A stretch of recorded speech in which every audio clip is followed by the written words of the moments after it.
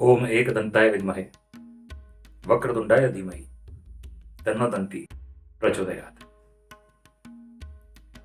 Lord Sri Ganesha has many names, and we all know that. But one famous name of Lord Sri Ganesha is also Ekadanta.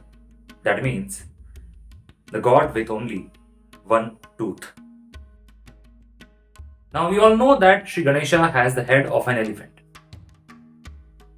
And as an elephant, he had two tusks.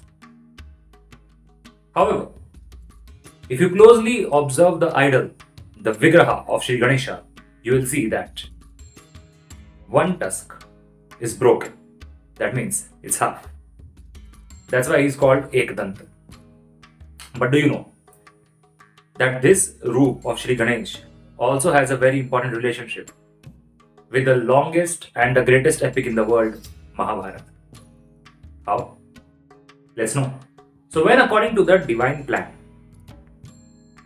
the gods and goddesses were ready to incarnate on earth and for the establishment of dharma, for the right and the virtue to rule, Mahabharata battle was going to happen.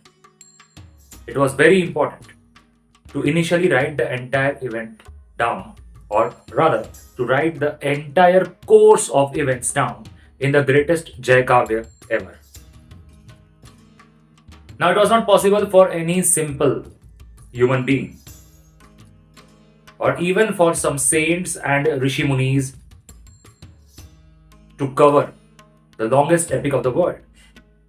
It required some seriously great siddhis, some divine powers, and that is why this was supposed to be performed by some gods and goddesses themselves. So the great sage Maharishi Vyas was chosen to do this great work. He was an incarnation of Lord Vishnu himself. That is why it was possible for him to compose the epic. However, he needed someone for the help as well. Due to the divine plan, it was very important to put down the entire poetry composition on the papers. And here came the role of one and only Vignaharta, the Lambodar, Pitambar, Gajanana, remover of obstacles, Bhagwan Sri Ganesh.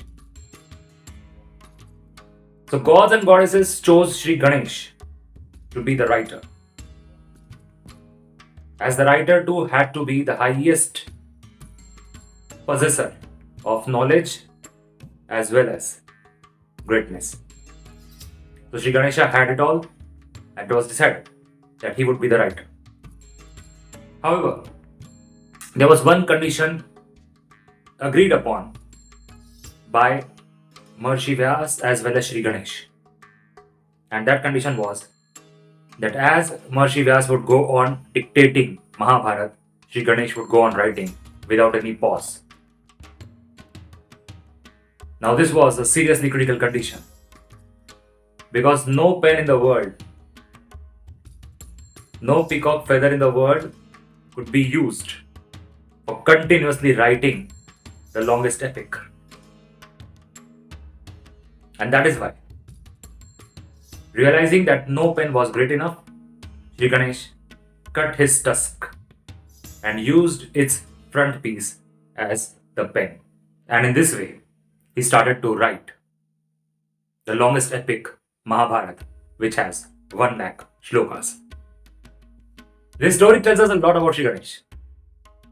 One very important quality what we can see of the great god is he didn't even hesitate to sacrifice something for the spreading of knowledge and education. For establishing the dharma, he sacrificed his truth.